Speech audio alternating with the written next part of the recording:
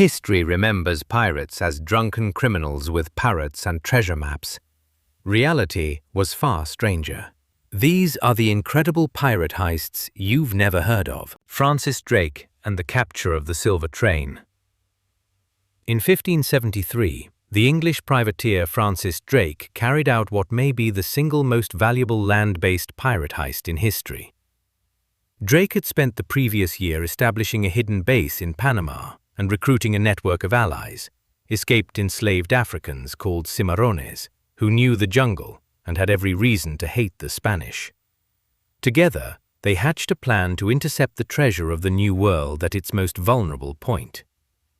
The Spanish transported silver from their South American mines across Panama by mule train, a long convoy of animals carrying silver bars through the jungle to the port of Nombre de Dios, where it was loaded onto ships bound for Spain. This was the artery that funded the entire Spanish Empire. Drake intended to cut it. In February 1573, Drake and his Cimarron allies ambushed the mule train on the jungle road near Nombre de Dios. The convoy was enormous, 190 mules, each loaded with silver bars, plus gold and jewels. Drake captured the entire train. There was so much silver that his small crew could not physically carry it all. They took everything of highest value and buried the rest in the jungle floor, marking the location and planning to return. They made it back to their ships and escaped before Spanish forces could pursue them effectively. The haul was staggering. Estimates of the silver Drake successfully transported back to England range from £20,000 to £40,000, equivalent to hundreds of millions in today's money. Queen Elizabeth I, who had secretly backed the voyage, received a significant share. The silver Drake couldn't carry and buried was never recovered. Drake returned to England a hero. He sailed around the entire world between 1577 and 1580, becoming only the second person ever to circumnavigate the globe and the first to survive it. He was knighted by Queen Elizabeth I on the deck of his own ship. In 1588, he played a key role in defeating the Spanish Armada. He died in 1596 off the coast of Panama, the same coastline he had raided 23 years earlier, from dysentery, still at sea. He was buried in a lead coffin in the waters off Portobello. Divers have searched for his coffin for over 400 years and never found it. Drake was simultaneously a national hero in England and the most wanted criminal in the Spanish Empire. Spain placed a bounty of 20,000 ducats on his head. To the Spanish, he was El Draque, the dragon. To the English, he was Sir Francis. The same man, the same acts. Piracy funded and celebrated by one empire, and an act of war according to another. Blackbeard's blockade of Charleston. In May 1718, the pirate Edward Teach, known as Blackbeard, blockaded the entire port of Charleston, South Carolina, with a fleet of 4 ships and roughly 400 men. Charleston was one of the most important ports in colonial America, responsible for enormous volumes of trade in rice, indigo, and enslaved people. Blackbeard didn't want gold. He wanted medicine. His crew was riddled with syphilis, and he needed a chest of medical supplies.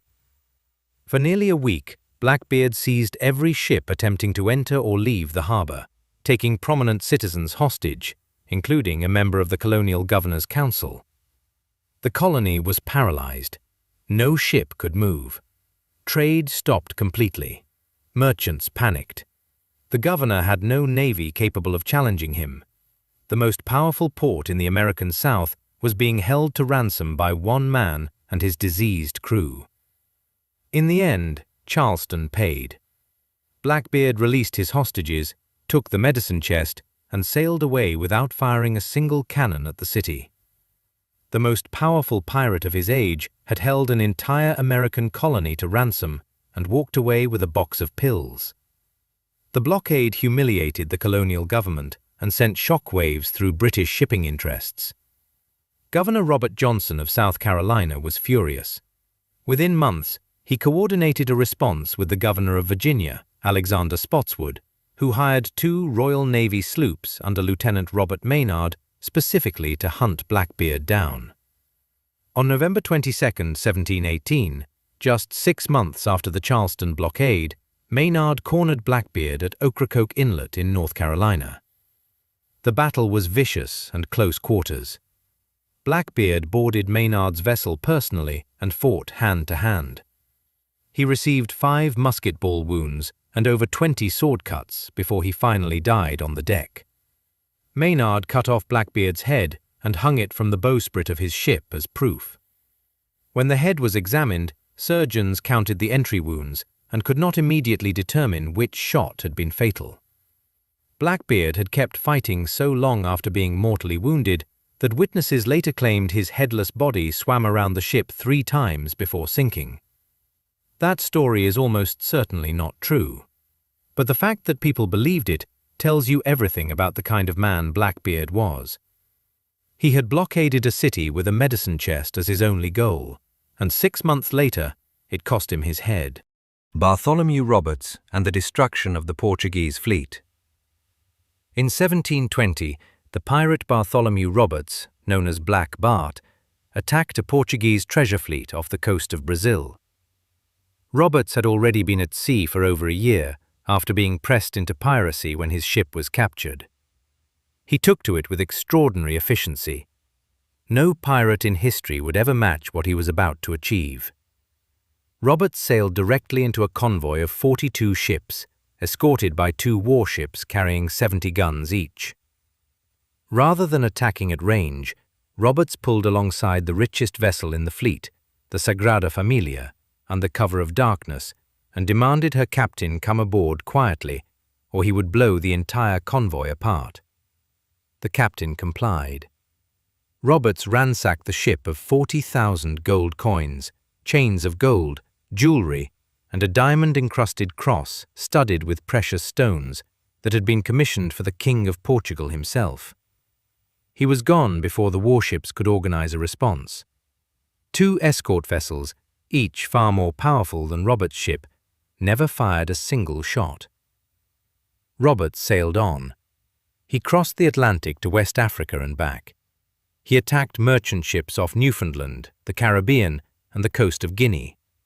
He imposed his own pirate code on his crew: no gambling, no women aboard, lights out by 8, every man with a vote.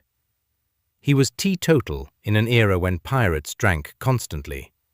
He wore crimson, carried a sword, and conducted himself with the deliberate calm of a naval officer.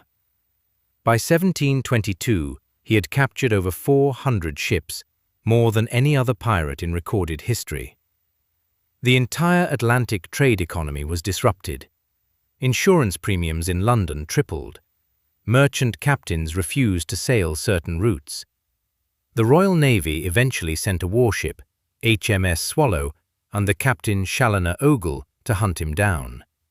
On February 10, 1722, Ogle found Roberts' ship, the Royal Fortune, anchored off the coast of Cape Lopez in present-day Gabon. Roberts' crew was hungover from a party the night before. Roberts himself was on deck eating breakfast when the Swallow opened fire. A grape-shot blast struck him in the throat. He died almost instantly, slumping across one of his own cannons. His crew, per his explicit instructions, threw his body overboard before surrendering, still dressed in his finest crimson coat, so the Navy could not take it as a trophy. They were captured anyway. 52 of his men were hanged. Black Bart was never recovered from the sea. The most successful pirate who ever lived disappeared beneath the Atlantic, still dressed for dinner. The kidnapping of Julius Caesar. In 75 BC, a young Roman nobleman named Julius Caesar was sailing across the Aegean Sea when Cilician pirates seized his vessel and took him hostage. Caesar was 25 years old, politically ambitious, but not yet famous. The pirates demanded a ransom of 20 talents of silver, a significant sum, roughly equivalent to $600,000 today. Caesar laughed at them. He told them that 20 talents was an insult and that he was worth at least 50. He then instructed his own companions to go and raise the larger amount themselves, which they did. While he waited 38 days for the ransom to arrive, Caesar essentially ran the pirate camp. He wrote poetry and demanded the crew sit and listen to him perform it. When they failed to applaud enthusiastically, he told them they were illiterate savages. He joined their games. He slept whenever he chose and ordered the guards outside his tent to keep quiet while he rested. He gave speeches. He issued orders. The pirates, bewildered and amused, let him. Throughout the entire 38 days, Caesar told them repeatedly, cheerfully, calmly, and with complete sincerity, that the moment he was released, he would come back and crucify every one of them. The pirates laughed. They thought it was a wonderful joke. A young, unarmed nobleman threatening hardened pirates with crucifixion while waiting to be ransomed was genuinely funny to them. The ransom was paid. Caesar was released. He immediately sailed to the nearest port, hired a small fleet of ships at his own expense, sailed back to the pirate anchorage, and captured them while they were still counting the ransom money. He recovered most of the 50 talents in the process. Caesar sailed his prisoners to the regional governor and demanded they be crucified. The governor, either cautious about Roman law or simply disbelieving the scale of the operation, delayed. Caesar returned to the prison, had every pirate's throat cut as an act of mercy to spare them the prolonged suffering of crucifixion, and then had the corpses crucified anyway. He had kept his exact promise. Caesar returned to Rome. Within 2 decades, he would conquer Gaul, cross the Rubicon, and make himself dictator of the Roman Republic. His assassination on the Ides of March 44 BC is one of the most famous deaths in human history. But the first significant thing Julius Caesar ever did, the event that established his reputation for absolute follow-through, was to personally hunt down and execute the pirates who kidnapped him because they didn't take his threat seriously. Henry Morgan and the sack of Maracaibo. In 1669, the Welsh buccaneer Henry Morgan led an audacious raid on the Spanish city of Maracaibo, Venezuela. Morgan was already the most feared privateer operating under a British letter of marque in the Caribbean. He had raided the city before and stripped it of valuables. This time, the Spanish were ready.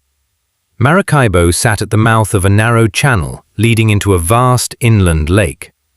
The Spanish had rebuilt and heavily fortified the castle guarding the channel entrance and stationed 3 warships in the water, one carrying 40 guns, sent specifically to trap and destroy Morgan. He was inside the lake. The ships were behind him. The castle was between him and open sea. He was completely surrounded. Morgan spent days considering his options. He had roughly 500 men and several lightly armed vessels. The Spanish fleet outgunned him enormously. Surrendering meant death or imprisonment. Fighting conventionally meant annihilation. Morgan built a fire ship. His men took one of the smaller captured vessels, packed it from bow to stern with barrels of tar, wood, gunpowder, and anything else that would burn violently. They dressed wooden dummies in hats and coats and propped them at the railings to look like sailors. They attached grappling hooks to the bow. At dawn, Morgan sent the fire ship straight into the largest Spanish warship. The dummies fooled the Spanish into believing it was a genuine attack vessel until it was too late. The fire ship locked onto the warship with its grapples and ignited. The warship exploded. A second Spanish ship was boarded and captured in the chaos. A third ran herself aground trying to escape. Morgan then faked a large landing party near the castle, sending boats full of men toward the shore repeatedly, convincing the garrison that a ground assault was coming. The castle's cannons rotated to face inland. The moment they did, Morgan's entire fleet ran past the castle under minimal fire and broke into open water. He escaped with 250,000 pieces of eight and the full plunder of Maracaibo and the neighboring town of Gibraltar. The 3 Spanish warships were gone. The Spanish Navy filed a formal diplomatic complaint with the British government. Morgan was arrested and taken to London to stand trial. He arrived in London in 1672. By 1674, rather than being hanged, he had been knighted by King Charles II, appointed Lieutenant Governor of Jamaica, and given the authority to hunt down the very pirates he had once operated alongside. Morgan spent his remaining years in Jamaica, growing wealthy, governing the island, and drinking heavily.